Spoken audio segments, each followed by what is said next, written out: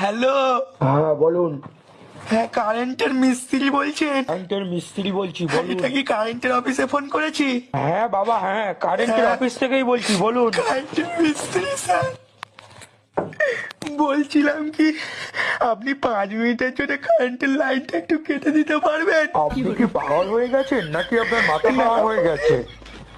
জীবনের প্রথম একটা প্রেম করেছিলাম আর গার্লফ্রেন্ডের সঙ্গে দেখা করতে এসেছিলাম। ও বলেছিল কি ওর বাড়িতে কেউ নেই, এই জন্য আমি দেখা করতে এসেছিলাম।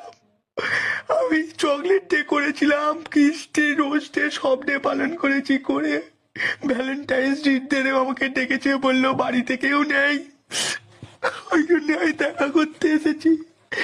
যা দেখা করতে আসে 4-5 মিনিট পরে ওর বাবা চলে এসেছে, বাইরে থেকে খুঁজছে।